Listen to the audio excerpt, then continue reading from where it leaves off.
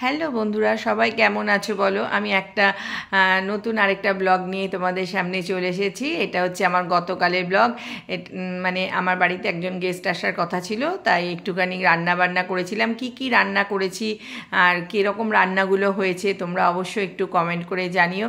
আর দেখো, বর তো বাজার করে নিয়ে এসেছে চিকেন, মাটন, এগুলো হচ্ছে জলপাই, আমসত্ত্ব, তারপরে গাজর, বিনস, পেঁপে, ক্যাপসিকাম সব কিছুই বর বাজার করে সকালবেলায় নিয়ে চলে এসেছে। তো এরপর তো আমাকে যুদ্ধক্ষেত্রে নেমে যেতে হবে, তাই মোটামুটি সব কিছু আগে গুছিয়ে নিয়ে রেডি করছি, কারণ রান্না করতে অনেকটা লেট হয়ে যায়, এতগুলো রান্না করতে হবে, অনেকটা লেটও হয়ে যাবে। আর একটু দেরিতেই আমি রান্নাঘরে ঢুকেছি, তো দেখলেই তো সবজিগুলো কেটে গুছিয়ে নিচ্ছি, একা হাতেই তো সব কিছু করতে হয়। আগে আমি চিকেনটা বানাবো, মাটন চিকেন করছি এই কারণে, আমার ছেলে মাটন খায় না, তাই আমাকে চিকেন বানাতে হবে। তবে চিকেনটাও আমি কিন্তু ওই মশলা দিয়ে বেশি বানাবো না, কারণ আমার ছেলে একটু সিম্পল খেতে ভালোবাসে। তো এই পেঁপে দিয়ে, গাজর দিয়ে, বিনস দিয়ে এইসব দিয়ে রান্না করে দিলে ও চিকেনটা খেতে এই জন্য খুব ভালো লাগে ওর। মাছের ঝোল যেরকম হয় ওইভাবেই আমি চিকেনটা বানিয়ে দেবো ওকে। অল্প একটুখানি দেখলেই সবজিগুলো ভেজে নিয়েছি, এরপর পেঁয়াজ দিয়ে দিলাম, একটু গরম মশলা দিয়েছিলাম আর অল্প একটু আদা রসুন দিয়েছিলাম। এই দিয়েই চিকেনটা আমি ভালো করে একটুখানি কষিয়ে নেব। কষিয়ে নিয়ে ভাজা সবজিগুলো এই চিকেনের মধ্যেই আমি মিশিয়ে দেবো, বেশি তেল মশলা দিয়ে, কারণ রান্না করব না চিকেনটা, ও খায় না বেশি তেল মশলার জিনিস, অনেক দিন ধরেই খেতে চাইছে না। ওকে একটু হালকা হালকাই রান্না করে দিই ছেলেকে, তাই ওর জন্যই শুধু চিকেনটা হবে রান্না। আর চিকেনটা দেখো মোটামুটি আমি একটুখানি কষিয়ে নিয়েছি, কষিয়ে নিয়ে সবজিগুলো এর মধ্যে দিয়ে দেব, ভাজা সবজিগুলো দিয়ে এর মধ্যে। তারপরে আমি গরম জল আলাদা করে রেডি করে রেখেছি, শুধু জাস্ট কুকারে 2টো সিটি দিয়ে দিলে মাংসটাও নরম হয়ে যায়। দেখো গরম জলটা আমি ঢেলে দিলাম কড়াইয়ের মধ্যে, কারণ ওটা মশলা লেগেছিল, ওটা হবে। আর একদিকে দেখো ইন্ডাকশানে আমি ভাতও করছি, আর বেশ অনেকটা টাইম হয়ে গেছিলো, একা হাতে সব কিছু তো করতে হয়। তো যাই হোক, দেখো মোটামুটি আমার চিকেন বানানোটা হয়েই গেছে কমপ্লিট একদম, মানে মাছের ঝোলের মতন। ও চিকেনটা খেতে খুব ভালোবাসে এইভাবে। তো আর করব একটুখানি শুক্তো বানাবো, শুক্তো ঠিক না, মানে একটুখানি মাটন হবে তো, তাই অত বেশি কিছু রান্না আমি করব না। শুক্তো মানে শুধু উচ্ছেটাকে ভেজে নিলাম আর পেঁপে, গাজর, বিনস দিয়ে, এটা জাস্ট একটু তিতার ঝোল বলে। আর একদিকে দেখো আমি জলপাই সেদ্ধ করে নিয়েছি, কারণ জলপাইগুলো তো আগে সেদ্ধ না করে নিলে চাটনি খেতে ভালো লাগে না। আর এদিকে আদা বাটা দিয়ে দিলাম, আর রাঁধুনি আর সর্ষে ফোড়ন দিয়েছিলাম আমি শুক্তোর মধ্যে।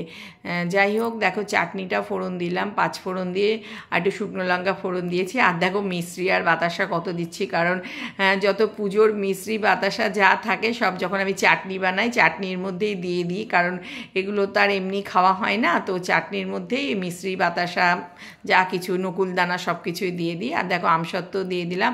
আর এদিকে শুক্তোটা যে হচ্ছে, এটা শুক্তো ঠিক না, তিতর ঝোল, এর মধ্যে আমি দুধ দিয়ে বানাচ্ছি, দুধ দিয়ে দিলাম।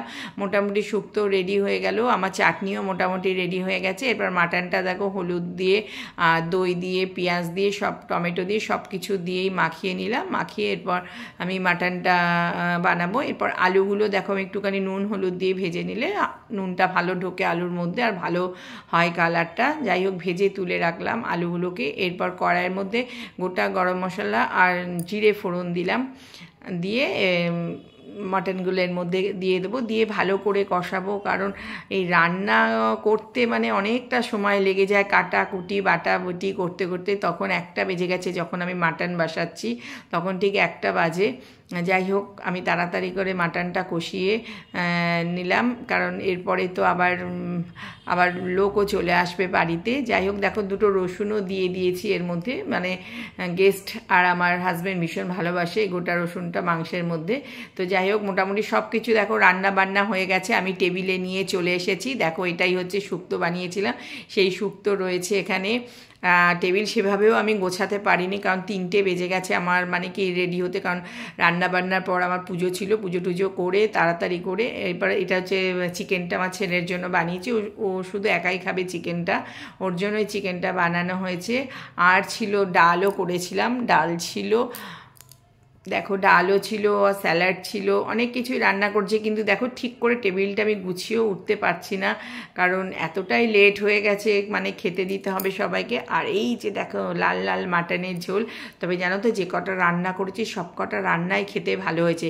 আমি যেভাবে শুক্তো বানাই তোমরা মাঝে মাঝে এই শুক্তোটা বানিয়ে খেও, ভীষণ ভালো লাগে খেতে। সবসময় যে অনেক কাঁচকলা সব কিছু দিয়েই যে শুক্তো বানাতে হবে তার কোনো মানে নেই, এভাবে বানালেও আমার মার থেকে শিখেছি, যদিও এটা আমি বানানো। আর এটা তো জলপাইয়ের চাটনি। যাই হোক, মোটামুটি আমি রেডি করছি, আমার হাজব্যান্ড বলছে তাড়াতাড়ি করে ভিডিও বানাও, খেতে দাও তাড়াতাড়ি আমাদের। যাই হোক, দেখো স্যালাডও কেটে নিয়েছি, এরপর সবাই মিলে একসাথেই আমরা লাঞ্চ করতে টেবিলে বসে যাব। যদিও ছেলে বাড়িতে নেই, ও টিফিন নিয়েই ও চলে গেছে। তো যাই হোক, এখন আমরা লাঞ্চ করি, পরে আবার